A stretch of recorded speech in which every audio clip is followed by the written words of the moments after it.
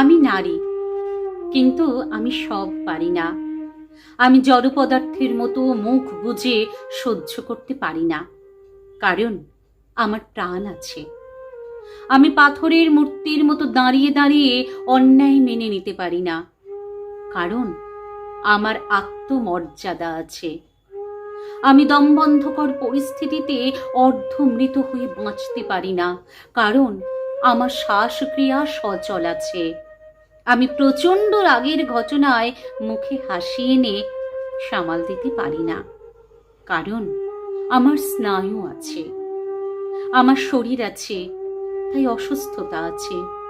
আমার মান আছে, তাই অপমান বোধ আছে। আমার পাকস্থলী আছে, তাই খিদে আছে। আমার মন আছে, তাই মন খারাপ আছে। আমার রাগ হয়, যন্ত্রণা হয়, কষ্ট হয়, ঘুম পায়, ব্রেক নিতে ইচ্ছে করে, আলস্য লাগে, অভিমান হয়, নিঃসঙ্গ বিকেল কাটাতে ইচ্ছে করে, একটা দিন কোনো কাজ না করে শুয়ে বসে কাটাতে মন চায়। আমার শখ আছে, আমার আহ্লাদ আছে। আমার আয়নার সামনে দুদণ্ড নিজেকে দেখতে ভালো লাগে। আমাদেরও জীবনে আলোর প্রয়োজন হয়।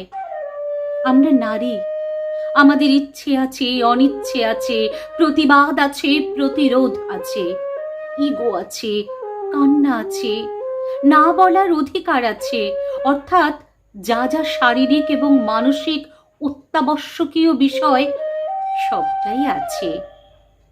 আমরা নারী, ভগবান অথবা রোবট নই, তাই আমরা সব পারি না। আমাদের যতটুকু সামর্থ্য ঠিক ততটাই পারি। পৃথিবীতে প্রতিটি বস্তুর কিছু লিমিটেশন আছে, নারীরও আছে। তাই আমরা নারী, আমরা সব পারি বলে মহান হওয়ার দায় প্লিজ অন্যের উপর চাপিয়ে দেবেন না, নিজেও চাপ নেবেন না, কারণ আপনি পৃথিবী শুদ্ধ মানুষের এক্সপেকটেশনের ভার একা বহন করতে পারবেন না। কলমে পার্বতী মোদক, কণ্ঠে ছিলাম আমি দেবলীনা চক্রবর্তী। ভালো লাগলে একটি লাইক, কমেন্ট, শেয়ার করে আমার সঙ্গে থাকবেন।